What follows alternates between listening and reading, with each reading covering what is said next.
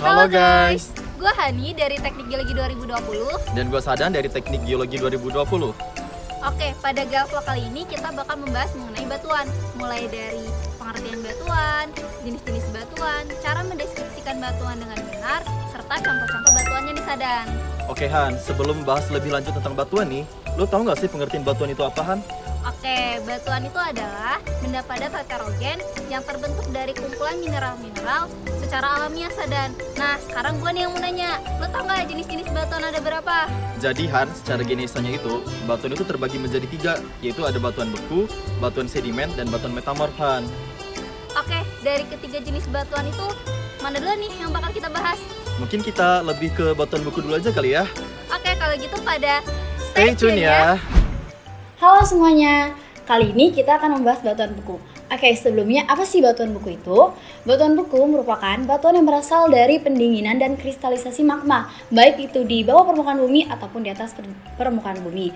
Nah, pada saat magma mengalami pendinginan, akan terjadi kristalisasi dari berbagai mineral utama yang akan mengikuti suatu deret atau suatu reaksi. Nah, umumnya kita sebut sebagai seri reaksi Bowen atau deret Bowen. Deret reaksi Bowen adalah deret yang menunjukkan pembentukan dari mineral yang dibuat oleh seorang petrologis bernama Norman L. Bowen. Nah, ini merupakan gambar dari deret Bowen. Bisa kita lihat di deret Bowen ini terbagi menjadi 2 seri, yaitu ada seri kontinu dan juga seri diskontinu. Pertama, seri diskontinu yaitu pembentukan mineral satu dengan mineral lain itu tidak ada hubungan. Dimulai dari temperatur yang paling tinggi ada mineral olivin, selanjutnya ada piroksen, amphibol, biotit mika, potasium felspar, muscovite mika, dan temperatur paling rendah yaitu ada mineral kuarsa. Nah, semakin tinggi temperaturnya, maka akan semakin tinggi pula kandungan dari magnesium dan besi. Umumnya dia bersifat basa dan berwarna cenderung gelap. Untuk temperatur yang rendah, maka dia akan kaya dengan kandungan silika dan cenderung berwarna cerah. Nah, selanjutnya kita akan masuk ke seri kontinu, di mana seri kontinu ini menggambarkan pembentukan dari potasium felspar. Semakin tinggi temperaturnya, maka akan kaya oleh kalsium, dan semakin rendah maka akan kaya oleh sodium. Nah, di deret Bowen ini juga terdapat 4 tipe batuan. Yang pertama ada ultramafic, ada mafic, intermediate, dan juga felsic.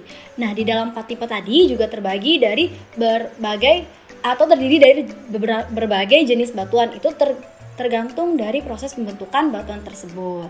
Ada yang berukuran vanerik dan ada juga yang berukuran avanitik. Oke. Batuan beku. Nah, batuan beku itu terbagi menjadi 2 berdasarkan proses pembentukannya, yaitu batuan beku intrusif dan batuan beku ekstrusif. Sesuai dengan namanya, yaitu in berarti di dalam, berarti dia pembentukannya berada di dalam atau di bawah permukaan bumi. Nah, untuk batuan beku ekstrusif berasal dari kata X, berarti di luar. Nah, jadi proses pembentukannya itu berada di luar atau di atas permukaan bumi. Untuk batuan beku ekstrusif. Nah, batuan beku ekstrusif itu dia pembentukannya berada di atas atau di luar permukaan bumi. Nah, proses pembentukan kristalisasinya ini terjadi secara cepat sehingga mineral yang dihasilkan itu berukuran halus. Nah, untuk batuan beku intrusif, dia proses pembentukan atau proses kristalisasinya itu terjadinya secara lambat. Jadi, mineral-mineral yang dihasilkan itu dengan ukuran kristal yang lebih besar karena proses kristalisasinya terjadi secara sempurna. Nah, dalam pendeskripsian batuan beku, hal pertama yang dideskripsikan adalah warna. Warna ini bervariasi tergantung dari komposisi mineral pembentuk batuan beku tersebut. Selanjutnya ada ukuran butir atau granulitas. Ada 3, yaitu vanerik, avanitik, dan juga porfiritik. Vanerik itu untuk ukuran butir yang dapat kita amati secara langsung atau ukuran butirnya itu relatif besar. Nah, untuk avanitik ini sendiri dia kristalnya itu mikroskopik, jadi kita tidak dapat mengamatinya secara langsung. Dan yang terakhir itu ada ukuran butir yang namanya porfiritik, merupakan tekstur yang khusus di mana terdapat campuran antara butiran kasar dalam massa batuan yang di dalam massa dengan butirannya yang lebih halus. Selanjutnya derajat kristalisasi. Derajat kristalisasi dari batuan beku itu sendiri terbagi menjadi 3. Ada holokristalin, holohialin, dan juga hipokristalin. Untuk holokristalin, maka itu batuan bekunya tersusun oleh massa kristal seluruhnya. Nah, contoh dari batuan bekunya itu ada granit dan gabbro. Selanjutnya ada hipokristalin. Nah, hipokristalin itu batuan beku yang tersusun oleh sebagian massa gelas dan juga sebagian dari massa kristal. Contohnya ada riolit dan andesit. Dan terakhir ada hipohialin, itu batuan bekunya tersusun oleh massa gelas seluruhnya. Contohnya ada obsidian. Bentuk kristal pun sama, ada 3. Jadi bentuk kristal pada batuan beku juga terbagi menjadi 3. Ada euhedral, subhedral, dan anhedral. Untuk euhedral itu jika kristal berbentuk sempurna dibatasi oleh bidang kristal yang jelas. Untuk subhedral jika kristalnya dibatasi oleh bidang-bidang kristal yang sebagian teratur namun sebagiannya tidak. Dan anhedral yaitu bidang batas dari kristal tersebut tidak teratur. Oke, tingkat keseragaman butir. Tingkat keseragaman butir pada batuan beku itu terbagi menjadi 2. Ada equigranular dan juga ada inequigranular. Untuk equigranular berarti dia ukuran butir atau ukuran kristal itu relatif sama besar. Untuk inequigranular berarti ukuran butir atau ukuran dari kristal itu dia relatif tidak sama. Oke, terakhir yaitu ada struktur dari batuan beku. Nah, ada beberapa contoh, yaitu pertama ada vesikuler. Vesikuler ini kenapa kan strukturnya itu dia ada lubang-lubang bekas gas pada batuan beku tersebut. Nah, ada juga amigdaloidal. Nah, bedanya yaitu kalau tadi itu vesikuler dia masih berbentuk lubang-lubang, nah di amigdaloidal ini lubang-lubang tersebut sudah terisi oleh mineral. Nah, bisa diisi oleh mineral kalsit ataupun mineral kuarsa. Ada juga kekar kolom atau kolumnar join, yaitu kekar berbentuk tiang di mana sumbunya itu tegak lurus oleh arah aliran, dan juga ada sitting joint atau kekar lembar. Dan terakhir contohnya itu mungkin ada masif, yaitu kenampakan yang secara keseluruhan itu terlihat seragam tanpa retakan ataupun adanya penampakan struktur yang lainnya. Oke, sekian dari batuan buku. Mungkin selanjutnya akan next ke batuan yang lainnya. See you. Halo semuanya, jadi kali ini kita akan melakukan pendeskripsian terhadap batuan beku. Nah, sebelum kita mendeskripsikan batuan beku, terlebih dahulu kita akan mengukur skala dari sampel yang akan kita deskripsikan.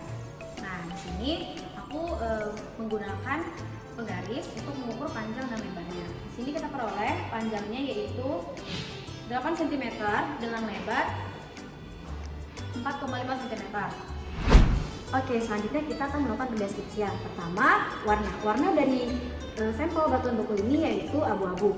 Dan selanjutnya ukuran butir. Ukuran butir pada batuan beku ini tergolong ke dalam vanerik karena butirannya itu dapat kita lihat secara langsung atau ukurannya itu relatif besar. Selanjutnya yaitu derajat kristalisasi.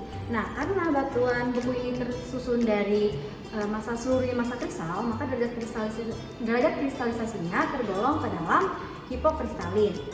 Selanjutnya yaitu bentuk kristal. Bentuk kristal dari sampel ini yaitu subhedral atau bidang batasnya itu ada yang teratur dan juga ada yang tidak teratur. Nah, tingkat keseragaman butir dari sampel ini tergolong ke dalam equigranular atau keseragaman dari butir ini yaitu besarnya cenderung sama. Struktur dari batuan beku ini yaitu masif. Nama dari batuan beku pada sampel ini yaitu gabbro. Nah Han, setelah kita tahu tentang batuan beku dan cara mendeskripsikannya nih Han, selanjutnya kita mau ngapain nih Han? Oke, dan mungkin selanjutnya kita bakal memasuki pembahasan batuan sedimen. Langsung aja kali ya kita masuk ke pembahasan batuan sedimen pada Stay tune ya teman-teman. Oke, pada pembahasan kali ini kita akan membahas mengenai batuan sedimen. Sebelumnya, apa sih itu batuan sedimen?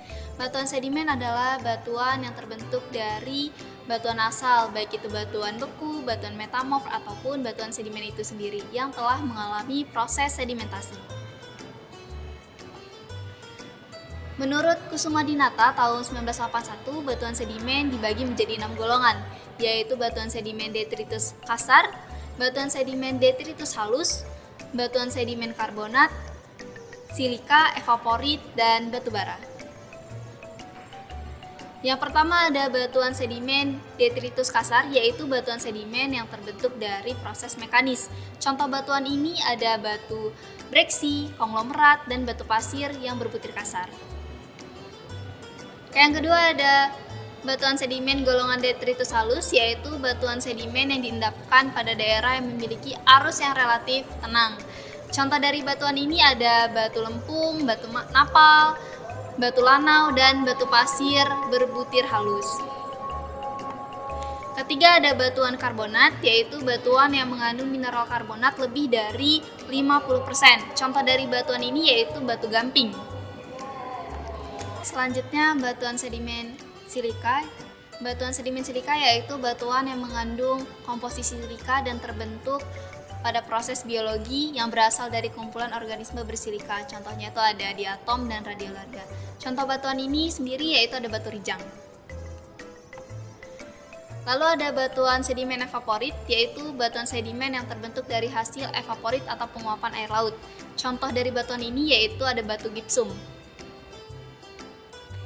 Terakhir ada batu bara, yaitu batuan yang terbentuk dari hasil tumbuhan yang telah mengalami pembusukan, pemampatan, dan perubahan sebagai akibat pengaruh organisme, kimia, dan fisika. Tekstur batuan sedimen yang dimulai dari besar butir. Berdasarkan skala Wentworth, besar butir sedimen yang paling besar dimulai dari bongka sampai dengan yang terkecil yaitu lembu. Selanjutnya ada kebundaran. Kebundaran pada batuan sedimen dibagi menjadi well-rounded, sub-rounded, rounded, subangular, angular, dan periangular. Selanjutnya ada kemas.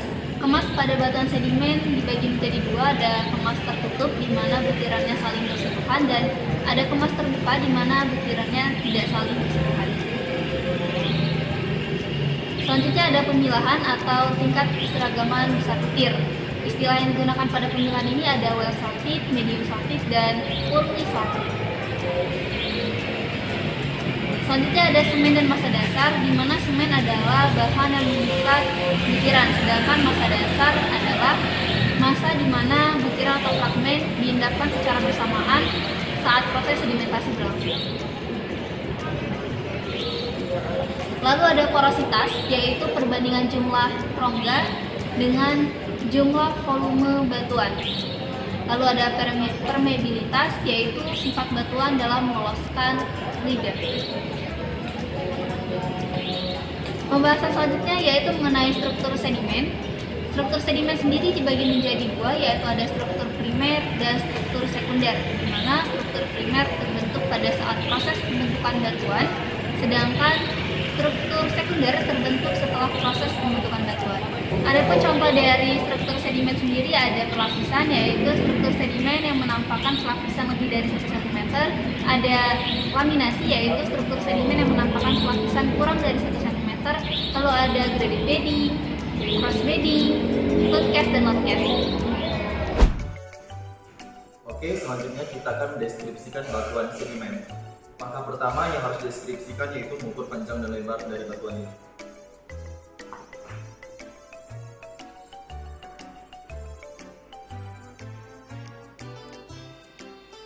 Didapatkan panjangnya 4 cm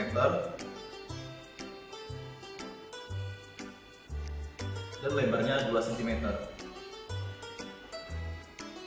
Lalu yang kita deskripsikan selanjutnya itu ada warnanya. Warna batuan sedimen ini tergolong atau terbagi menjadi dua, yaitu batuan yang berwarna segar dan batuan berwarna lapuk. Batuan berwarna segarnya dapat kita lihat berwarna abu-abu, sedangkan berwarna lapuknya ini berwarna coklat. Lalu selain warna, kita juga mendeskripsikan tekstur batuannya. Tekstur batuan itu tergolong atas beberapa. Yang pertama itu ada ukuran butir. Ukuran butirnya ini tergolong granul. Lalu ada kebundaran. Kebundaran ini dapat kita lihat dari fragmen. Dari fragmen ini membundar atau ronde. Lalu ada kemas atau hubungan antar butir. Hubungan antar butir atau kemas ini tergolong terbuka. Lalu ada sortasi atau keseragaman butir, di mana kita dapat lihat bahwa keseragaman butirnya ini tidak seragam. Jadi dapat kita katakan bahwa sortasinya ini tergolong buruk. Lalu ada juga kekarbonatan. Kekarbonatan dapat kita uji menggunakan HCl.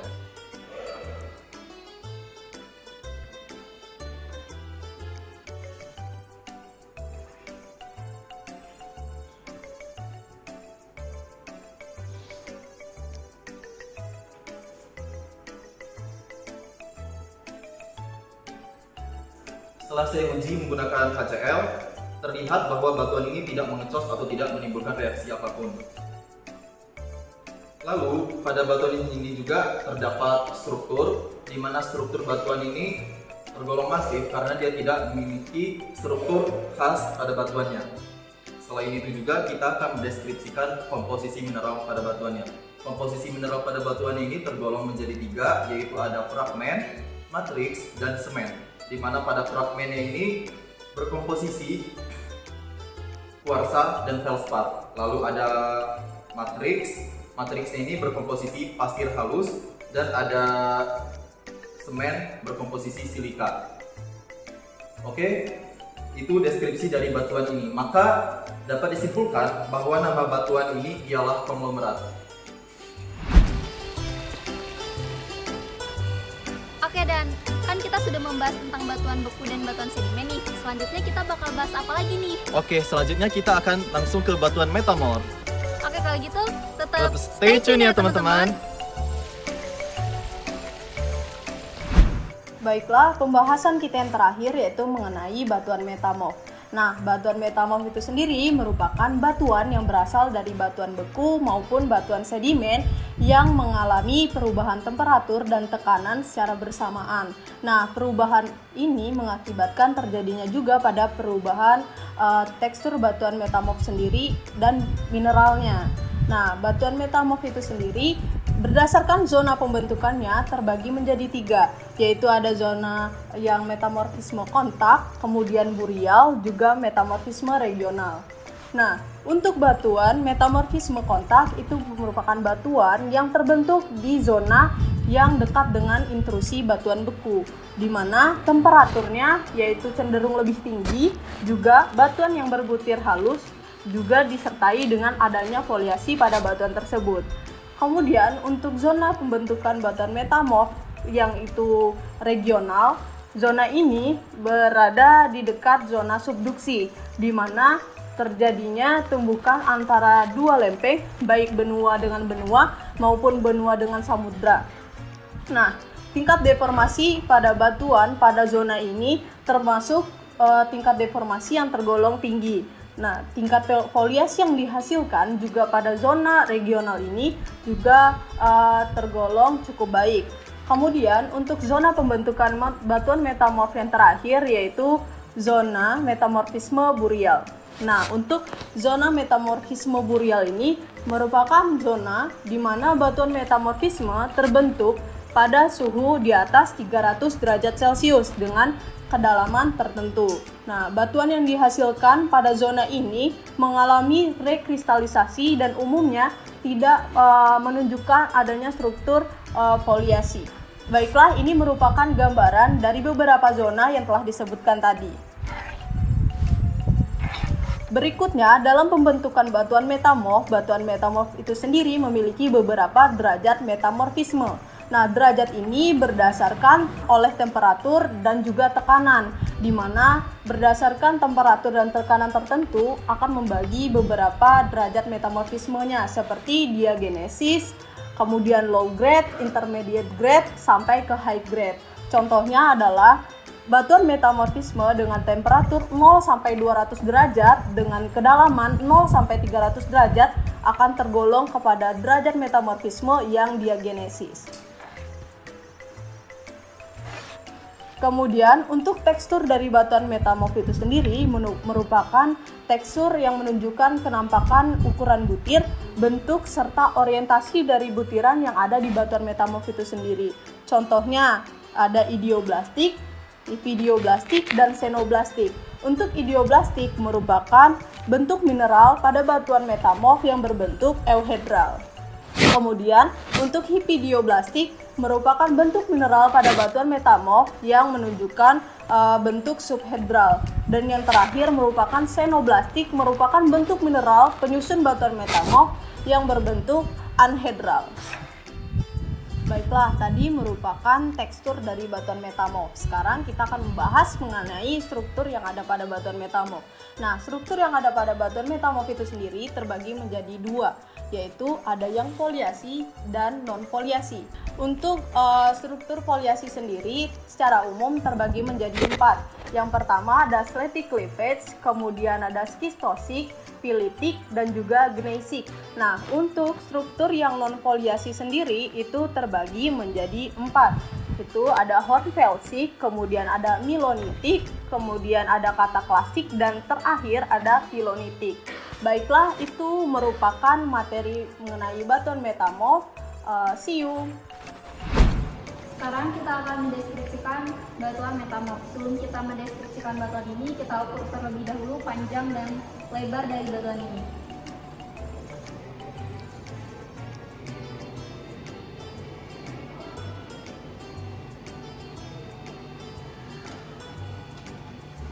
Setelah diukur, batuan ini memiliki panjang kurang lebih 8 cm dan lebar kurang lebih 5 cm. Selanjutnya akan kita deskripsikan. Pertama kali yang harus kita deskripsikan dari batuan ini adalah warna. Batuan ini memiliki warna lapuk abu-abu dan warna segar hitam. Selanjutnya akan kita deskripsikan adalah tekstur. Berdasarkan bentuk mineral yang telah diamati, batuan ini memiliki tekstur berupa lepidoblastik, di mana mineral-mineralnya memiliki bentuk pipih atau yang tabular. Selanjutnya akan kita deskripsikan adalah struktur. Batuan ini memiliki struktur berupa skistos, di mana foliasi sudah mulai jelas dan memiliki ukuran kristal dari sedang sampai dengan kasar. Selanjutnya adalah komposisi mineral.